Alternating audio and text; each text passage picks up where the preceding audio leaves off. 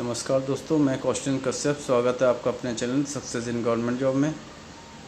दोस्तों, इस चैनल को जितना अधिक से अधिक हो सके लाइक करें, शेयर करें एंड सब्सक्राइब करिए।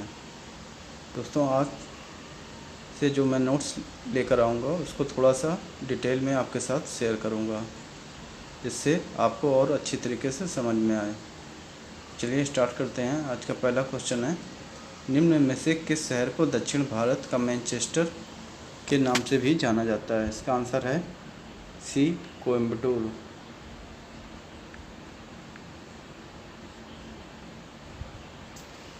कोयम्बटूर शहर को दक्षिण भारत का मैनचेस्टर कहा जाता है। यह तमिलनाडु में स्थित है और कानपुर को उत्तर भारत का मैनचेस्टर कहा जाता है। ये स्थान सूती वस्त्र उद्योग के प्रमुख केंद्र हैं। दूसरा क्वेश्चन है, रियो ओलंपिक 2016 में भारतीय दल का ध्वजवाहक कौन था या थी? इसके चार ऑप्शन हैं। ए पीवी सिंधु, बी ज्वाला भट्टा, सी योगेश्वर दत्त या डी अभिनव बिंद्रा। इसका आंसर है डी अभिनव बिंद्रा।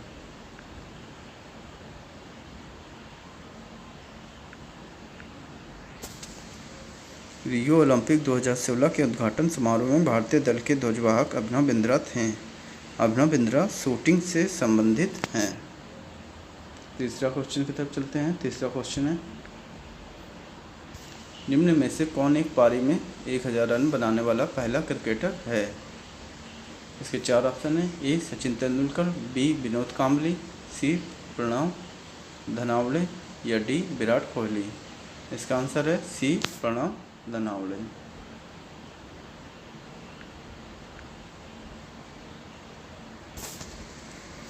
मुंबई के स्कूली क्रिकेटर प्रवीण धनावड़े ने जनवरी 2016 को अंडर 16 अंतर स्कूली प्रतियोगिता के दौरान आर गुरुकुल स्कूल की टीम के विरुद्ध 1009 रन की पारी खेलकर यह रिकॉर्ड बनाया था। वे केसी गांधी स्कूल की तरफ से खेल रहे थे। चौथे क्वेश्चन की तरफ चलते हैं। चौथा क्वेश्चन है, निम्न में से कौन सा भारत में सबसे बड़ा सिंचाई संयंत्र है? ये चार ऑप्शन है। ए बंकिंगम नहर, बी इंदिरा गांधी नहर, सी ऊपरी गंगा नहर या डी ताजेवाला नहर। इसका आंसर है बी इंदिरा गांधी नहर। इंदिरा गांधी सिंचाई परियोजना भारत की ही नहीं विश्व की सबसे लंबी सिंचाई परियोजना है। यह पंजाब के फिरोजपुर के हीरेक बांध से निकलती है। इसका अन्य नाम राजस्थान नहर सिंचाई परियोजना है। पांचवा क्वेश्चन है, निम्न में से किस प्रकार की मृदा केरल में अधिक पाई जाती है? इसके चार ऑप्शन हैं। ए जलोढ़ मृदा, बी लेटराइट मृदा, सी बलुआ मृदा या डी चिकनी बलुई मृदा। इसका आंसर है बी लेटराइट मृदा यानी लेटराइट मिट्टी। केरल में सर्वाधिक लेटराइट मिट्टी मिलती है। यह लगभग संपूर्ण तटीय भाग में पाई जाती है। लेटराइट मिट्टी का विस्तार केरल के 65% क्षेत्र पर है। छठा क्वेश्चन है,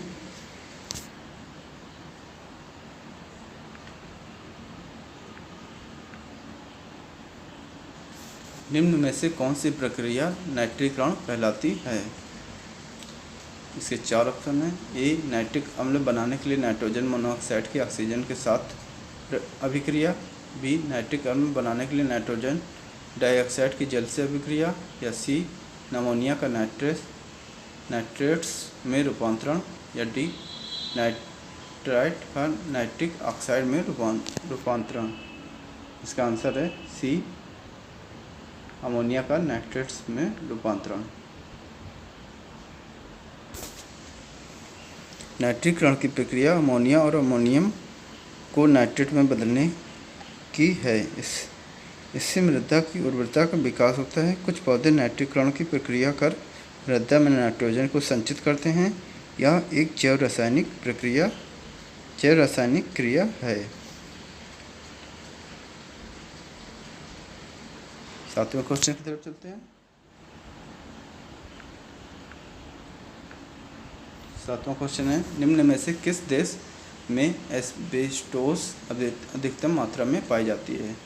इसके 4 ऑप्शन हैं। A Australia, B Canada, C Africa, D रूस। इसका आंसर है डी रूस।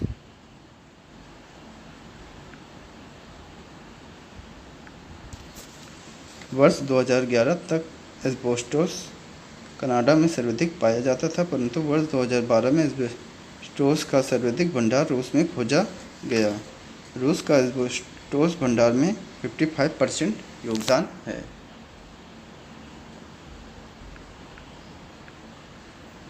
8वां क्वेश्चन है, निम्न में से किस देश में हुए तख्तापलट के असफल प्रयास के बाद आपातकाल की घोषणा की गई? इसके 4 ऑप्शन हैं। ए तुर्की, बी सीरिया, सी सूडान, डी ईरान। इसका आंसर है ए तुर्की। 21 जुलाई 2016 को तुर्की में आपातकाल की घोषणा की गई। ऐसा तुर्की की सरकार के तख्तापलट की स्थिति में निपटने के लिए किया गया। तुर्की की जनता तथा सेना ने रेसेप तैयिप एर्दोगन के खिलाफ तख्तापलट की कोशिश की थी। 9वां क्वेश्चन है,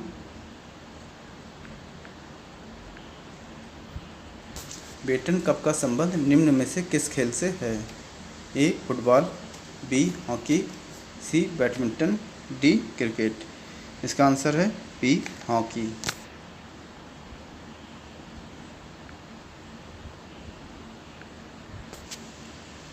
बेटन कप हॉकी से संबंधित है। इसकी स्थापना वर्ष 1895 में की गई थी। इसे बंगाल हॉकी संघ आयोजित करता है। 10वें क्वेश्चन की तरफ चलते हैं। 10वां क्वेश्चन है, सूर्य मंदिर निम्न में से किस राज्य में स्थित है? इसके 4 ऑप्शन हैं। ए उड़ीसा, बी गुजरात, सी कर्नाटक या डी तमिलनाडु। इसका आंसर है ए उड़ीसा।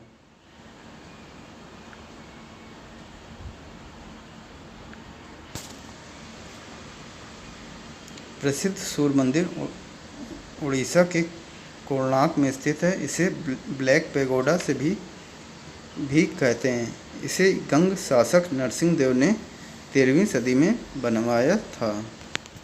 11वां क्वेश्चन है,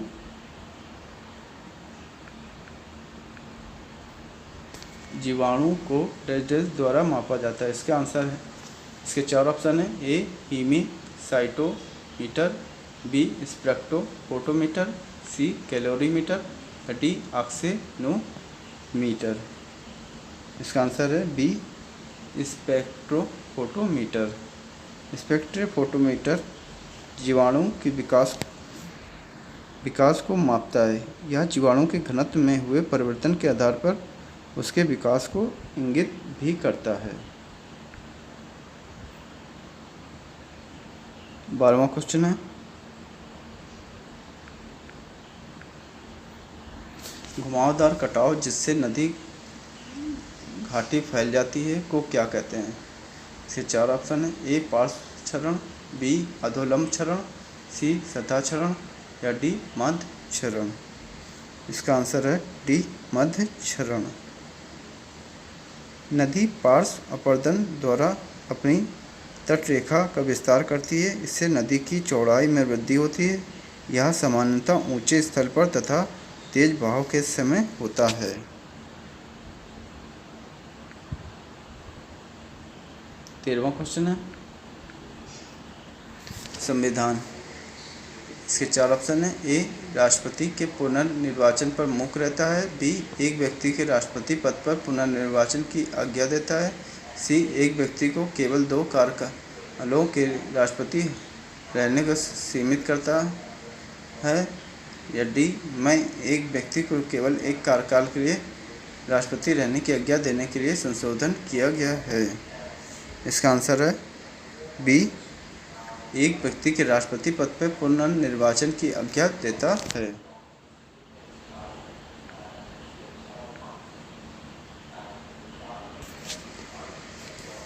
संविधान के अनुच्छेद 57 में राष्ट्रपति को चाहे जितनी बार ही चुने जाने का प्रावधान है। 14वें क्वेश्चन की तरफ चलते हैं। 14वां क्वेश्चन है, चिकनी मांसपेशियाँ डैश में पाए जाने की संभावना होती है। इसके 4 ऑप्शन हैं। ए टांगों की मांसपेशियाँ, बी बाजुओं की मांसपेशियाँ, सी अमाशय या डी हृदय। इसका आंसर है सी अमाशय।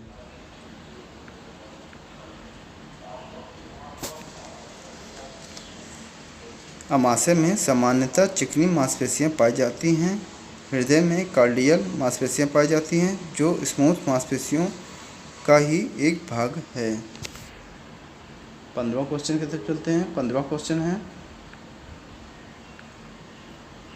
सिनगॉग किस धर्म की प्रार्थना स्थल है। इसके 4 ऑप्शन हैं। ए पारसी, बी ताओ, सी यहूदी या डी सिंतो। इसका आंसर है सी यहूदी। सिनगॉग यहूदी धर्म का पवित्र स्थल होता है। इसमें लगातार अग्नि प्रज्वलित रहती है। 16वें क्वेश्चन की तरफ चलते हैं।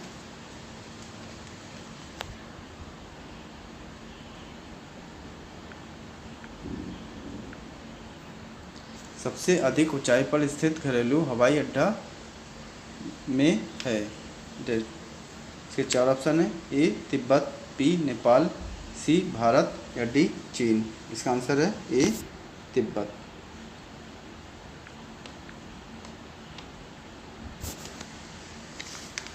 तिब्बत का दयोचिंग वाइंग हवाई अड्डा सबसे ऊंचा नागरिक हवाई अड्डा है। यह समुद्र से 4,411 मीटर की ऊंचाई पर स्थित है।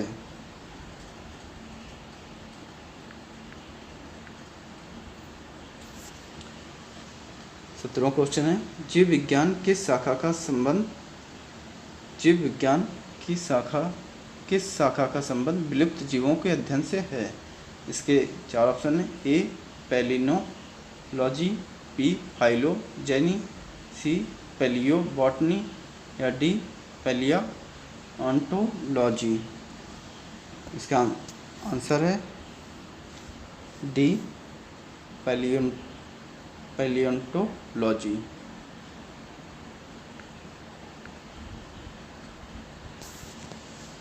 जीवाश्म विज्ञान में लुप्त जीवों का वैज्ञानिक अध्ययन किया जाता है। इसमें जीवों के मृतक अवशेष से उनका अध्ययन किया जाता है।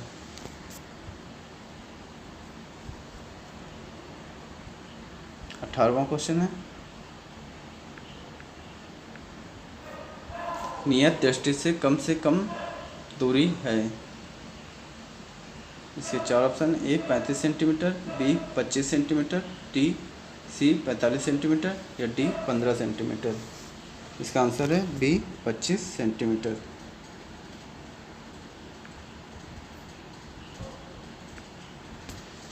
स्पष्ट दर्शन की न्यूनतम दूरी 25 सेंटीमीटर होती है। यदि इस दूरी के मान घट या बढ़ रहा है तो यह दृष्टि दोष का परिचायक है। 19वां क्वेश्चन की तरफ चलते हैं। 19वां क्वेश्चन है, मांग कब एक अनुदान बन जाती है। इसके 4 ऑप्शन हैं। ए जब एक मांग प्रस्तावित की जाती है, बी मांग पर चर्चा समाप्त हो जाने के बाद, सी मांग स्वीकार हो जाने के बाद या डी जब बजट सत्र बंद हो जाता है। इसका आंसर है सी मांग स्वीकार हो जाने के बाद।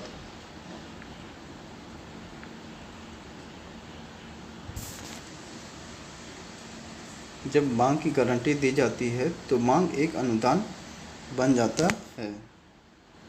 20वां क्वेश्चन है,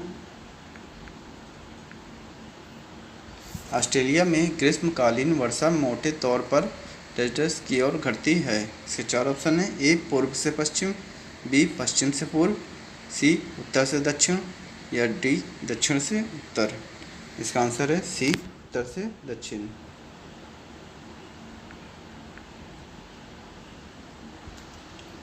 ग्रीष्म ऋतु में ऑस्ट्रेलिया में सर्वाधिक वर्षा उत्तर में होती है तथा दक्षिण की तरफ कम वर्षा होती है। शीत ऋतु में दक्षिण में ज़्यादा वर्षा होती है। 21वें क्वेश्चन की तरफ चलते हैं। 21वां क्वेश्चन है, नीली क्रांति का संबंध डेजर्ट से है। इसके 4 ऑप्शन हैं। ए मछली उत्पादन, बी खदान उत्पादन, सी तिलहन उत्पादन या डी दुग्ध उत्पादन। इसका आंसर है ए मछली उत्पादन।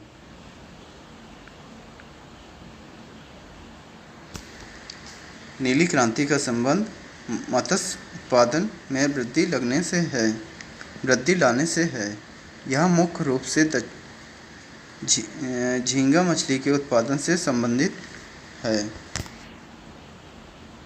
22वां क्वेश्चन की तरफ चलते हैं। 22वां क्वेश्चन है, इनमें से कौन सा लोक नृत्य असम में फसल की कटाई के बाद किया जाता है। इसके 4 ऑप्शन है। ए अंकिया नृत्य, बी बिहू, सी राउत नाचा, डी नाम गेन। इसका आंसर है बी बिहू।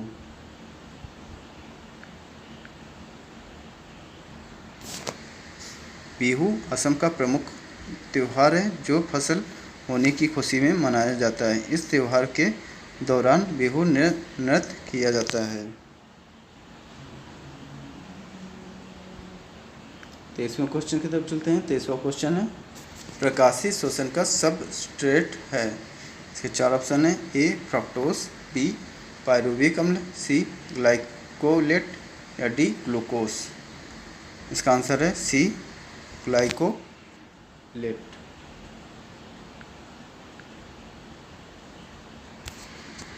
ग्लाइकोलेट प्रकाश शोषण के लिए अनिवार्य है। इससे ही प्रकाश शोषण शुरू होता है। 24वां question, Unix operating system database के लिए उपयुक्त है। इसके 4 ऑप्शन है। A multi user, B real time processing, C distributed processing, D single user. इसका आंसर है ए मल्टी यूजर।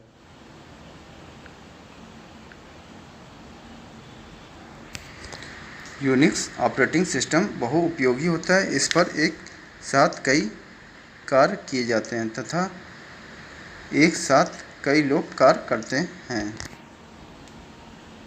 25वें क्वेश्चन और लास्ट क्वेश्चन की तरफ चलते हैं। 25वां लास्ट क्वेश्चन है, सिंक होल निम्न में से किसकी एक घटना है। इसके 4 ऑप्शन है। ए समतल भूमि, बी मरुस्थल, सी टुंड्रा प्रदेश या डी कॉस्ट। इसका आंसर है डी कॉस्ट।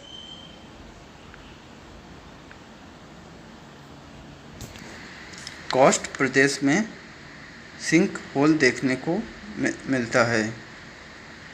यह तटीय क्षेत्र में पानी से निर्मित स्थलाकृति होती है। दोस्तों, इस चैनल को जितना अधिक से अधिक हो सके लाइक करें, शेयर करें एंड सब्सक्राइब करें। धन्यवाद।